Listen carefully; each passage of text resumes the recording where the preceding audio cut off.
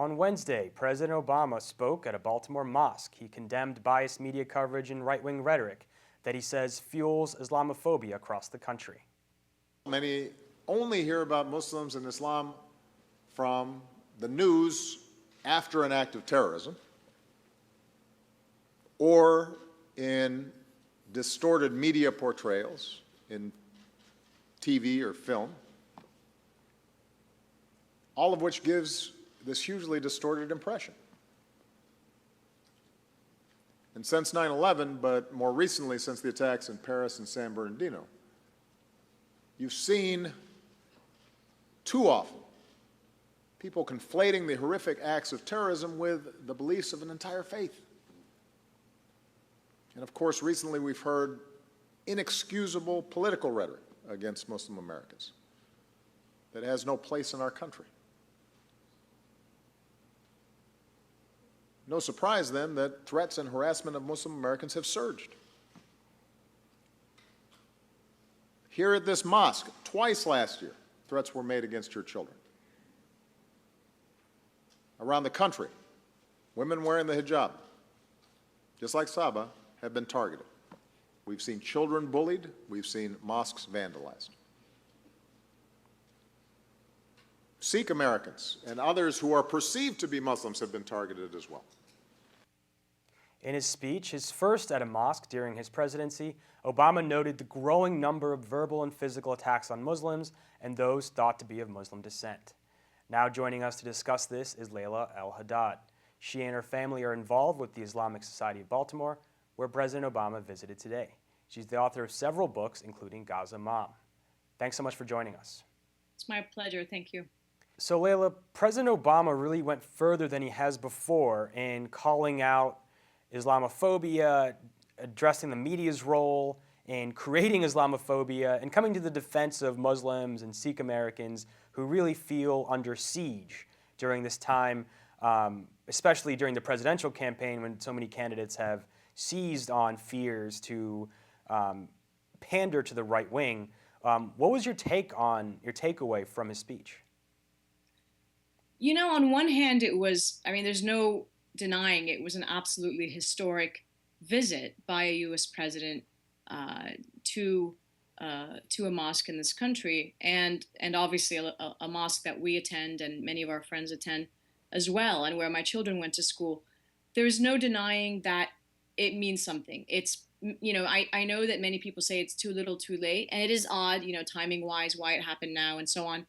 But I think especially for the youth, it means a lot and it matters. And I know personally, having young children who are 11 and 7 who, just recently in the past few months have said things to me like, are we going to get kicked out of this country? Or, in a matter of speaking about when Trump was making the comments about, or I think it was Ben Carson actually, about he would ensure there would never be a Muslim president. And my son saying, well, Muslims can't be president anyway. So these types of things, you think they're not reinforced in the minds of your children, but they are. So I think the president speaking to allaying those fears of Muslim American youth and of Muslim American mothers, it's significant, it's important. Timing wise, there's a lot of other things one could ask and points to be raised why his U.S. foreign policy wasn't raised. I mean, that is a significant, I think, matter to a lot of the Muslim American and other, American communities as well, obviously, be it his legacy of drone warfare, Guantanamo, his stance on Israel-Palestine, and so on. And that you may have those who say, well, this isn't the time or place, but I mean, I think my feeling was like, yes, this is absolutely significant. It's exciting, super exciting. A lot of our best friends were there and got to meet him. And it's validating for the Muslim American community, which we know, but I think a lot of sort of other Americans don't know, contribute and form a significant and part of this community in this country, and he, highlighted that. But again, what was left out and what will it translate to, realistically speaking, in terms of policy? I don't think much. I hope that this will at least be sort of some comfort and validation for the community itself, for the Muslim American community, but I don't know that it will do much from a policy perspective. And I think you bring up a good point because, the question is, can you really disconnect the harassment and attacks that Muslims face in this country and even Sikhs face in this country? My family, comes is Sikh as well, and I felt the same backlash after 9/11. I was a high schooler in the area, but can you really remove that from the fact of U.S. militarism, especially in the Muslim world? The backing of the Israelis and the occupation of Palestine, and the ties to the fundamentalist Wahhabi state in Saudi Arabia. I think that is a crucial question, as you were discussing. Absolutely, and I apologize. I have my infant daughter who just crawled into my lap here, but no, I mean, and again, I was asking myself those questions as I was listening to the speech, and for me, I think a lot of what he said, sort of in a very nuanced way, reinforced this notion of, whether people like it or not, of us versus them, or Western Muslim versus non-Western Muslim, or good Muslim versus bad Muslim. And I noticed that sort of sneaking its way in there, like, yes, this incredible accomplished community, and that many of us that feel invisible and feel under attack, justifiably so, and yet, then so I was saying when I was tweeting this, he was sort of speaking to and at Muslims, and yet, even though he talks about the onus not or shouldn't, be on the Muslim community to combat, whether domestic or other terrorism, somehow he said that it still is, or that was the sense that I got, that, like, speaking to especially the youth and others, and don't fall prey to this, or we have a responsibility, you as a community have a responsibility to talk about this radicalization and so on and so forth. So I did feel that snuck its way in there, like, yes, you're all great, but hey, you need to talk about this problem that it may not be all of you, but there's no, denying that some of you or whatever are falling prey to this, and we need to discuss this.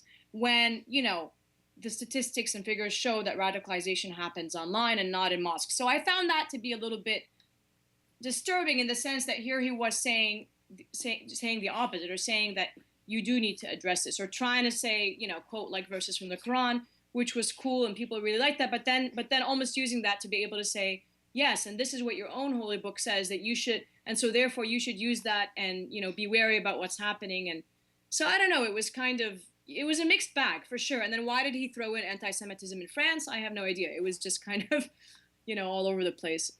And as we noted before the interview, he frequently identified himself as a Christian. Yeah, because throughout his presidency, he's been slurred as a Muslim, as somehow that's a negative, something bad about him being a Muslim. He made a point to note several times, as a Christian, and a lot of my, friends on Twitter were saying, duly noted, as a Christian, and then mentioning how, well, Tommy, I wasn't the first one who was accused of this, of being Muslim. Thomas Jefferson was too. So absolutely. I mean, there was a lot of kind of strange little, I don't know, idiosyncrasies and things that were thrown in there that, so yeah, like, I mean, it was, for sure, it was a mixed bag. It was a little bit, I mean, it was obviously super exciting, like I said, for a lot of people, but I think others who were, once kind of the hoopla dies down, were, reality sets in, and like, well, hang on, what did he actually do, and why has he waited so long to A, visit a mosque, or B, address these issues, or have such an intimate conversation on this really important issue? Why did he wait so long to do all this? And also, I mean, very importantly, I feel like it's sort of the sense one gets hearing the message is that, well, I'm sort of impotent, or there's nothing I can do about this. All these realities just happen by matter of circumstance. No, you're the president of the United States. There is something you could do about it. There is something, I mean, now, again, maybe too late, lame duck presidency, but for sure there was something you could have done about it. And everybody was super excited, don't forget, after the Cairo speech he gave, and very little resulted after that as well. So we shouldn't really fool ourselves into thinking that, yes, it was, again, an incredible, a historic visit. It does mean something, but it doesn't translate. I don't think it won't translate into anything real from a policy point of view. And there's much more that he, I think, could have done, and as a president. Well, Laila, el-Haddad, thank you so much for joining us. It was my pleasure. Thank you for having me. Thank you for joining us at the Real News Network.